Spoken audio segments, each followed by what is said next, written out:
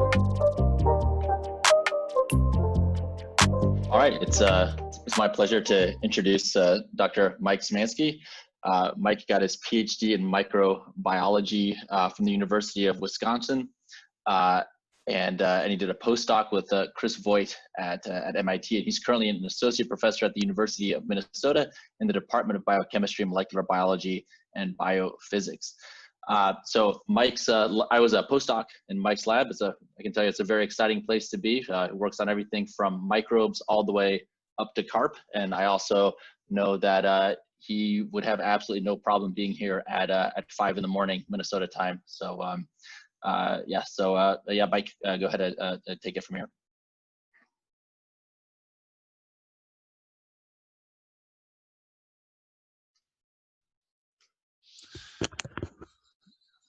And thank you, Manjit, for the introduction. I'm going to share my screen again.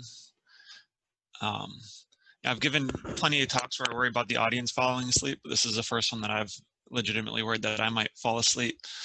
And I warned Maciek already, there's a big storm rolling in here. And so if I go black, we'll blame that power outage. Anyhow, thank you all for the invitation to talk. Today I'm going to tell you about our project in the lab, one of the first projects that started in the lab. That's the student is just about ready to graduate in a few days, and it's on using design of experiments to guide genetic optimization. And so this really started with a conversation that I had with a scientist at Novartis about 7 years ago. And he pointed out that during drug development, every major stage in drug development requires access to about 3 orders of magnitude more compound. So at discovery phases, you need micrograms of compound. To solve a structure, you need a few milligrams. To do the additional medicinal chemistry and structure-activity relationships, you might need gram quantities. But to run a clinical trial, you might need up to 1 kilogram of material. And they had a lot of really promising lead compounds early on in drug discovery efforts, specifically natural products. And if that natural product was only isoluble in microgram quantities, they might have to pull the plug quite early because there's no way that they can reliably foresee making 1 kilogram or more to support a clinical trial. So I became really interested in this problem. I think this is a problem that the synthetic biology is well positioned to solve. And specifically, one of the approaches that we use in synthetic biology is genetic refactoring, where we replace the genetics of complex systems with a more modular, more orderly, more well-understood genetic architecture, where we understand the role and function of every small bit of DNA that's going into a synthetic gene cluster. And we use that to reprogram gene expression across even large multi-gene systems. And so the first proof of concept that we wanted to apply this to is this molecule that I've been enamored with since the early 2000s when I first learned about it. It's a natural product called serofenic acid. The structure is shown in the upper left. It's a diterpene natural product. This was discovered by a group in Japan, a group of neuroscientists who were culturing rat neurons ex vivo in plates. And they realized that adding fetal calf serum or fetal bovine serum to these neurons prevented the neurons from going through a sort of programmed cell death or apoptosis that's important in neurodegeneration. And so they wanted to bite the bullet and figure out what in fetal calf serum is responsible for this activity. And from 250 liters of fetal calf serum, which corresponds to about 500 to 1,000 cows, they isolated 3 milligrams of this potent natural product. They went on to show that it has nanomolar potency at preventing apoptosis. But it actually doesn't look like a mammalian metabolite, so the source organism is unknown, the mechanism of action is unknown, and there's a lot of reason to study this more. Basically, that group had to give up on the drug development because you can't keep going back to 1,000 cows to get 3 milligrams of compound to do product testing. But we saw this as a great opportunity to develop a microbial production platform. And that's not really the story that I'm going to tell today. I'm going to give you this 1-slide summary, and I'll mention that this work is published in ACS Synthetic Biology, and some of the synthetic chemistry is published in other journals. But I'll mention that over the course of a few years, we engineered a microbial production source that has these 14 genes to produce a really late-stage intermediate in serofenic acid synthesis. And through what I call here medium throughput, or maybe compared to the other talks in today's lineup, this would be low throughput optimization, where we made a few dozen permutations of the strain. Eventually, though, we're able to make a strain of Streptomyces albifluvitis that can produce enough of this late stage intermediate that if we just do a few liter culture and let the crude extract sit out overnight, the desired end product will spontaneously crystallize. And so we have access to gram quantities now without the need for any chromatography to purify it. But I mentioned this is not the story I'm telling. We're using this to try to further the drug development around the scaffold, doing some medicinal chemistry, looking at the mechanism of action, looking for improvements in the ability to pass through the blood-brain barrier. But this is all a disjointed introduction to get to the story that I'm going to tell today. And this is something that I'm really excited about. Given modern advances in DNA synthesis and assembly, we have the ability to control and tune gene expression across many independent genes in a multi-gene system. And so one thing that my group is looking at is how do we do this rationally and reliably? Specifically, we're looking at integrating what's a century-old field of design of experiments, or numerical experimental design, to a genetic system to optimize the genetics of a system like this. There's several dozen different approaches and design of experiments that one could use.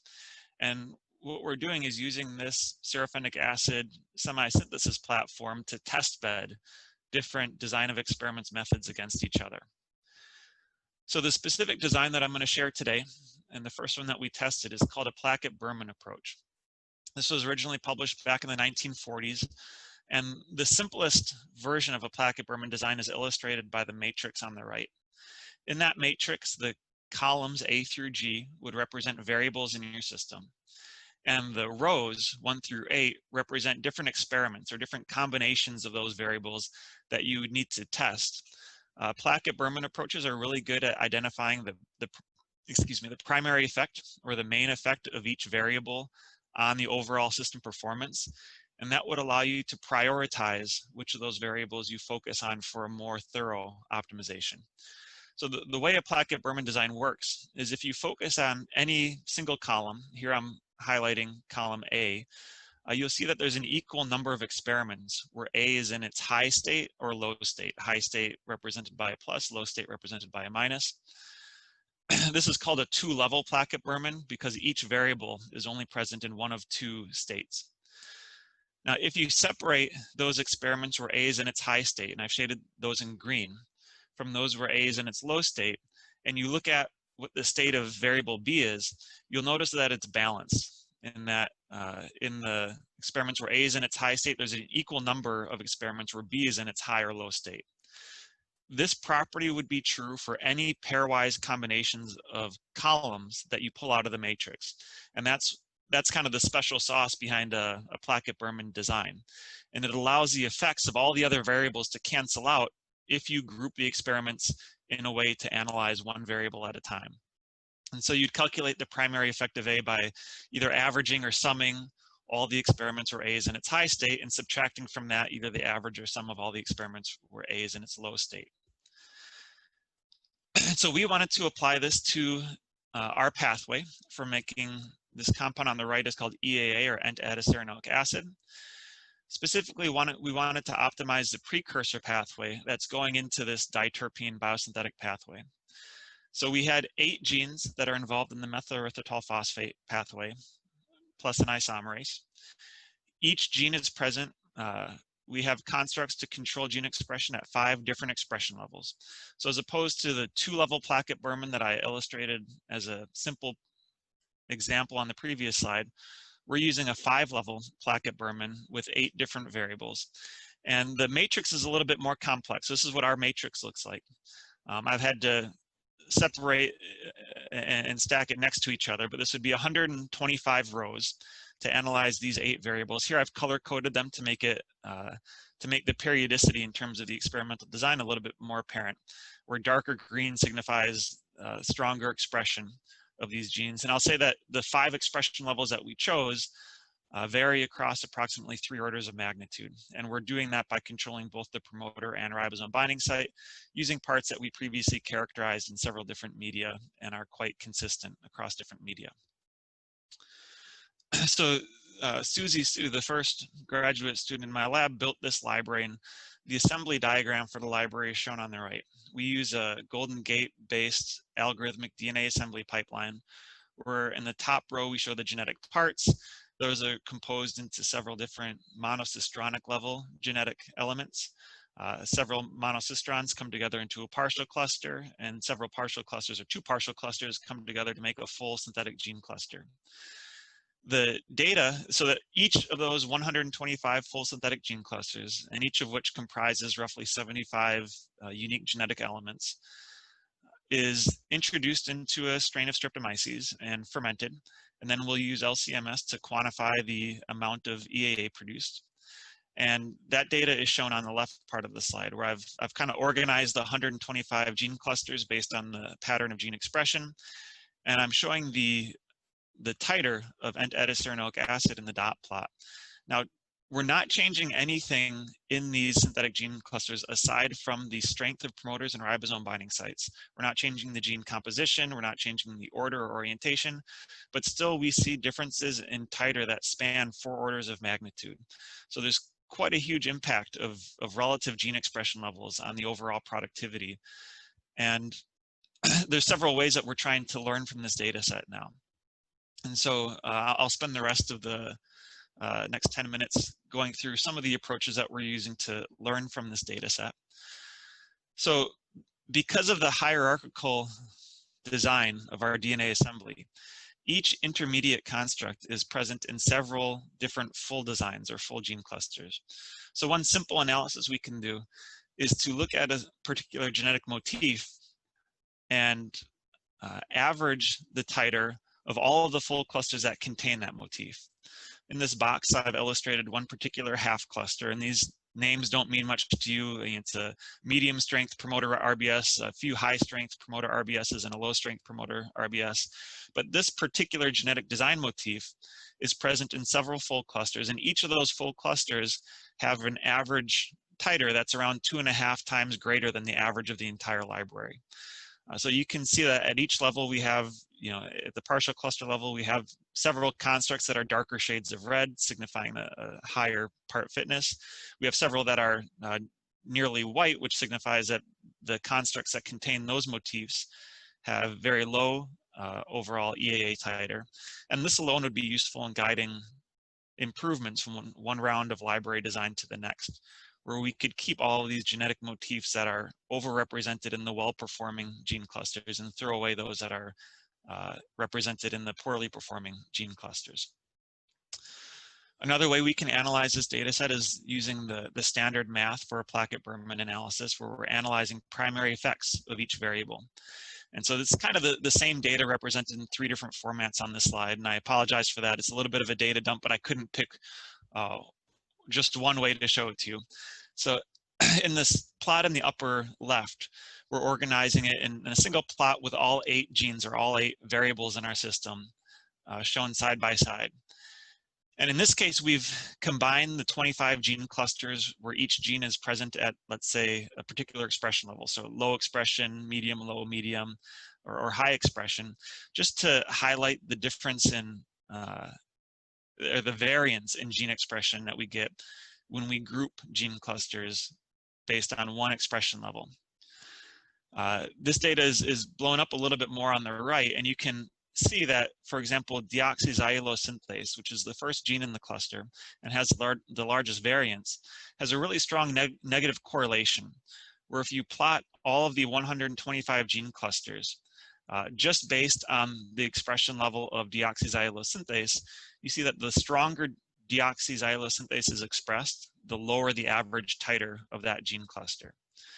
And again, that is represented as an outlier in this plot in the bottom left, where we're showing not only the main effects, the calculated main effects based on the Placke Berman design, but also the variation in the average titer of gene clusters that change along that parameter. Now, the Placke Berman design has a number of negative controls that are built into the library design, and that allows us to measure the noise that are due to experimental error or just random genetic interactions between these variables. And one thing that I'll point out is that even though deoxyxylosinthase still sticks out as the most extreme outlier, 4 out of the 8 genes in our system have detectable or statistically significant primary effects compared to these negative controls. So it's good. It tells us that we have a fairly information-rich library here, even though we're testing a manageable number of gene cluster variants. But there is a non-trivial amount of experimental noise in this. And that suggests that there's some degree of interaction between the variables. And I should back up a bit and say that the Placke Berman library design was originally intended for systems where each of the variables are completely independent and there's no interaction terms. We know that's not going to be the case for a genetic system. I'll defend the use of the Placke Berman by saying that this approach for design of experiments has worked well for things like media optimization, which is also a non-independent system. And how well a Placke Berman analysis works, it kind of varies based on how independent a system is. It's not quite a binary thing. You can have dependent systems that aren't fully dependent, and I'll get into that in the next few slides. So we had some evidence from this Placke Berman analysis that the genes were interacting, the variables were interacting in the system, and we wanted to try to quantify that. And one method you can quantify interaction of terms is by performing something called a landscape autocorrelation analysis. Here I'm representing a multi-gene expression landscape in a 3-dimensional plot where the 2 X and Y dimensions are gene expression of 2 different genes, and the vertical dimension, or the Z dimension, would be the titer of a system. Now in our gene cluster, we have what would be a 9-dimensional system with 8 dependent variables and 1 independent variable, but it's easier to illustrate this with a 3-dimensional map like this. The way an autocorrelation function works is you take 1 and subtract from 1 the variance of all of the gene clusters that are related to each other with some distance function, divided by the variance of the library as a whole. And so basically what you're doing, and that's illustrated in the center of this slide, is you're taking small little chunks of this landscape and asking what's the variance of constructs that are circled in together in one of these small chunks at a small distance step. Now with really small distance steps, we expect that that variance will be smaller. So the second term in the autocorrelation function will approximate 1 minus 0. And autocorrelation function will be 1 at small distances. But as you increase the step size of your distances, you're going to get to a point where the variance within these larger circles approaches the variance of the entire landscape. And that makes the second term, that fraction, equal to 1 and the autocorrelation equation equal to 0. Now, if you look at several different extremes in terms of landscape ruggedness, on one extreme we have what's called a Mount Fuji type landscape, where it's a fairly smooth landscape. There's not a lot of jagged peaks, and there's a single local optimum that also corresponds to the single global optimum. On the other extreme, you'd have a landscape that we would call a Badlands type landscape, where you have a very rugged landscape, a lot of local optima. And the reason this is important is the algorithm or the instructions you would use to try to find that global optimum would look very different in the 2 different types of landscape. So on a Mount Fuji type landscape, doesn't matter where you start. If you tell somebody just walk uphill, that person will end up on top of the mountain. If you gave those same instructions to somebody that you put in a Badlands type landscape, 99 times out of 100, they're going to end up stranded on one of these smaller subpeaks, and they're not going to find the global maximum. And so it would be great to have a snapshot of the overall topographical map of a multidimensional space, but doing that would require hundreds of thousands or millions of data points, and we don't have the resources to do that in our system just yet. But by plotting this landscape autocorrelation function, we have an abstract representation of landscape ruggedness, because as you increase the ruggedness of a system, the autocorrelation function drops off to 0 faster. And I've illustrated that here. So this straight line going from 1 to 0, that would be the Mount Fuji type landscape. But as you increase the order of interactions in a system, also increasing the ruggedness, you get traces that are increasingly steep in the initial, as you start increasing distance. And so with our library of 125 gene clusters, we have roughly 10,000 pairwise combinations. We know the relative gene expression of each of the dependent variables, so we can calculate the distance between any 2 points in this landscape using a Euclidean measure of distance. Here I'm showing a Euclidean distance measurement for a 3-dimensional space. For an 8-dimensional space, it's the same, just with a few more terms. And I'm showing in the bottom right that we have a fairly normal distribution of distances between these 10,000 pairwise combination of points in our library. When we run autocorrelation analysis, we get a plot that looks like this. This corroborates what we saw in the Placke Berman analysis that shows that we do have a fairly, we have a significant level of interaction between the parts, but encouragingly, it's not as bad as it could be. We're not in a Badlands type landscape. We have an intermediate level of complexity. It suggests that there would be several local optima, but that rational genetic optimization approaches ought to still be effective, particularly in local regions of this space. And one last analysis that I'll show you that, again, corroborates these findings is if we just run a clustering algorithm where we plot and spatially arrange points in the in our library, or nodes that are represented by gene clusters in our library. If you've ever run a clustering algorithm like this, you know that the threshold that you set determines whether it's going to look like a single spaghetti hairball or 125 non-connected points. And when we use a threshold that gives some intermediate level of clustering, this is what the map looks like, and I've color-coded each of the nodes, and each node represents one of those 125 gene clusters. The color of the node corresponds to the titer, and I've kind of used false coloring to draw out the ones that are the really good producers that produce over 100 milligrams per liter. And you'll notice that those are all unconnected in different subregions of this graph. And so that supports, again, that in this particular metabolic pathway, we have several local optima in terms of the genetic design landscape. And so to end with, I'll leave you with one other kind of future direction. The pathway that we're optimizing, I initially illustrated like this. And this is a standard way that you would show a metabolic pathway if you're a metabolic engineer or natural product biosynthesis person. But a more accurate view of what we're doing is that we're changing that in the context of a global metabolism within a cell. And so the changes that we're instilling aren't just going to affect our pathway, but they're likely to interact with other nodes of the cell's physiology. And we're starting to pay more close attention to how we can design our synthetic gene clusters or design metabolic pathways to better integrate into the whole metabolism of a cell or an organism without perturbing other aspects of physiology. And we know that's important, and this is something that I didn't share earlier. So this is the same library, the same 125 strain Placke Berman library. And what the student who is building this noticed is that each gene cluster, or not each gene cluster, but many gene clusters produced reproducibly different colony morphologies when they were introduced into the Streptomyces strain. And so we had an undergraduate who spent the beginning part of the semester before COVID closed us down, characterizing every colony type that we got out of the entire library. And in the end, we identified these 10 different morphotypes that differ in terms of the smoothness of the boundary, the third dimension or amount of rippling that we get, the stellate formation.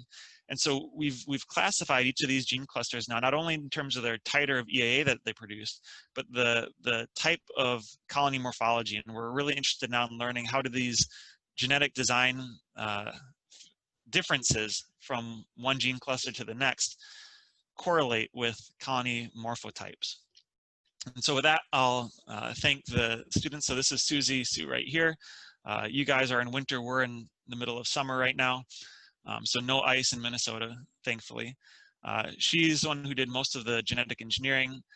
Dimitri Pruss and Thomas Hugard did some of the synthetic chemistry that I didn't really discuss in detail. But with that, I will stop sharing and answer any questions that you guys have.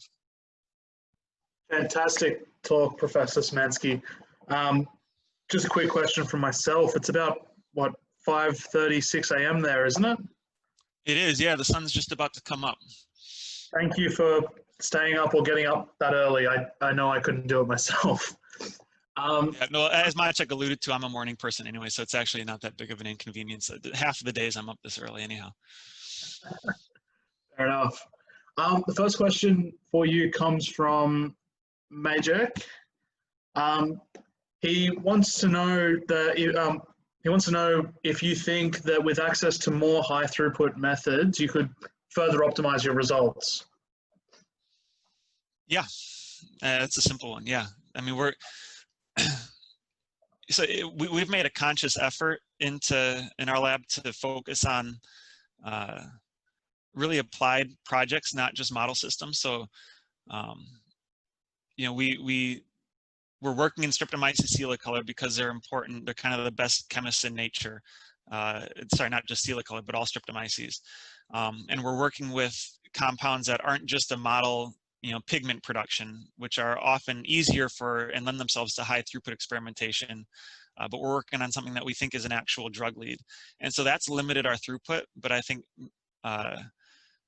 made the progress that we get more directly relevant and more directly applicable to drug design, drug development. But definitely with increasing throughput, we'd be able to not only, you know, turn the crank faster, but take more cycles around that design, build, test, learn. Another question from an anonymous poster has asked, how do you use the information you've learned from this subset of possible clusters to iterate on your optimization?